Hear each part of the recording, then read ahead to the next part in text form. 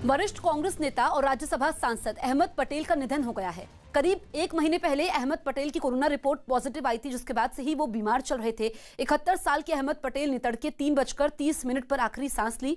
उनके निधन की जानकारी उनके बेटे फैजल ने ट्वीट करके दी। तो कांग्रेस के वरिष्ठ नेता अहमद पटेल का आज सुबह ही निधन हुआ है। हमारे सहयोगी अरुण फोन लाइन पर मौजूद है। अरुण, अहमद पटेल के निधन से जुड़ी और क्या जानकारी मिल रही है? देखिए, अहमद पटेल का राजनीतिक रसूख और राजनीतिक कद, उनकी रणनीति, उनका अनुभव अक्रॉस द पार्टी एप्रिसिएट किया जा रहा है। आप देखिए कि प्रधानमंत्री नरेंद्र मोदी ने सुबह सवेरे ही ट्वीट किया उनके निधन को लेकर के, उसको अपूरणीय क्षति बताया।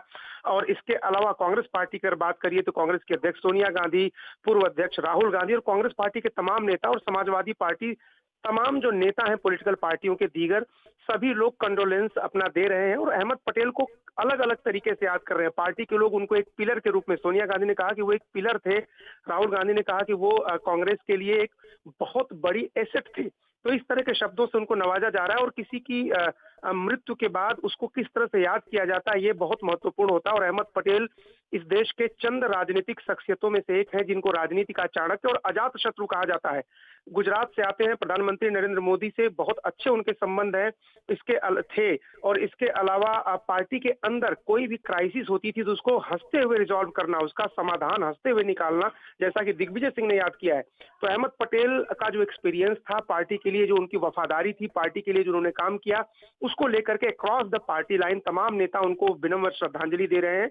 और उनको सुपुर्दे खाक जब किया जाएगा, उसके साथ ही कांग्रेस पार्टी के इतिहास का एक बड़ा हिस्सा उनके साथ ही दफन हो जाएगा। बिल्कुल अरुण, आप हमारे साथ बने रहिए। इस बीच पीएम नरेंद्र मोदी ने अहमद पटेल के निधन पर दुख जाहिर किया और ट्वीट करके कहा, अहमद पटेल जी के निधन से दुखी हूं।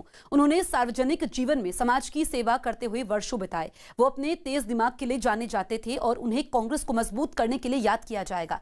उनके बेटे फैजल से बात करके अपनी संवेदनाएं जताई। भगवान उनकी आत्मा को शांति दे।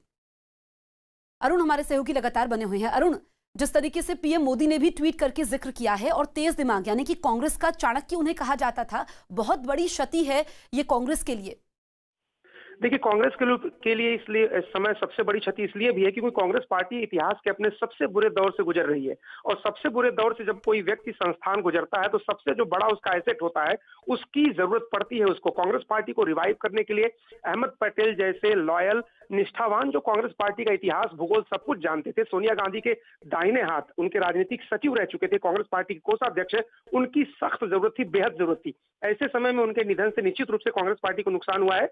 और कांग्रेस पार्टी की जितनी भी रणनीति थी, आप देखिए 2004 से 14 तक मनमोहन सिंह की 10 साल की सरकार चलाने में अगर सबसे बड़ी भूमिका किसी की थी, चाहे वो गठबंधन दल के नेताओं को मनाना हो समय समय पर, चाहे उनका समर्थन लेना हो, खासतौर से समाजवादी पार्टी और बीएसपी का संसद में किस तरह समर्थन लेना था, ये कोई अहमद पटेल से सीखे। 206 ही सांसद थे कांग्रेस पार्टी के, लेकिन सरकार पूरे 5 साल चली। अहमद पटेल का राजनीतिक रसूख, उनका रणनीतिक कौशल ही था ये कि उन्होंने समाजवादी पार्टी और बीएसपी दोनों को, जब भी सरकार संकट में फंसती थी, या तो वो सदन से वॉकआउट कर जाते थे जिससे नंबर गेम में कांग्रेस की सरकार बाजी मार जाती थी, या फिर वो कांग्रेस के पक्ष में समर्थन दे देते थे। आप देखिए कि 10 साल तक यूपीए की सरकार चलाई। शरद पवार, ममता बनर्जी, करुणानिधि, इतने बड़े बड़े नेताओं को साधना, उनको साथ लेके चलना, ये अहमद पटेल के रणनीतिक कौशल का ही नतीजा था। और एक आखिरी बात मैं आपसे कहूंगा कि सोनिया गांधी के जबान से जो भी शब्द निकल जाता था, उसको धरातल पर लाना, उसको हकीकत बनाना, उसको इंप्लीमेंट कर देना पार्टी और सरकार में, ये अहमद पटेल का ही काम था। तो आप देखिए, बिल्कुल, बहुत अहम बात है अरुण, और यही ट्वीट सोनिया गांधी ने किया भी है कि एक वफादार साथी और सच्चा दोस्त खोया है। इस बीच राहुल गांधी ने भी अहमद पटेल के निधन पर शोक जाहिर किया और ट्वीट कर लिखा, ये एक दुखद दिन है। अहमद पटेल कांग्रेस का स्तंभ थे, वो कांग्रेस के लिए जीते थे और सांसें लेते थे। पार्टी के सबसे बुरे दिनों में भी वो हमेशा साथ खड़े रहे। वो सच्चे मायनों में धरोहर थे, हम उन्हें याद करेंगे। फैजल, मुमताज और पूरे परिवार के साथ मेरा प्यार और संवेदनाएं। अरुण, जो राहुल गांधी ने ट्वीट किया है, जो सोनिया गांधी ने ट्वीट किया है, उससे साफ पता चलता है क्योंकि अहमद पटेल कांग्रेस में एक ब्रिज का काम कर रहे थे और रूठों को कैसे मनाना है, जो बात अहमद पटेल ने कही, उसको नकारना कांग्रेस के बड़े नेताओं के लिए भी मुश्किल हो जाता था। वो नकारना इसलिए भी मुश्किल हो जाता था क्योंकि वो मुस्कुरा करके कठिन से कठिन और कड़ी से कड़ी बात कह देते थे। उनको इसीलिए जाना जाता था, जैसा कि उनके खास दोस्त दिग्विजय सिंह ने अपने ट्वीट में लिखा है कि कितने भी गुस्से में आप अहमद पटेल के जाइए, पास वो मुस्कुरा करके आपका सारा गुस्सा ठंडा करके आपकी बात सुनते थे और कोई ना कोई हल या नतीजा निकाल देते थे।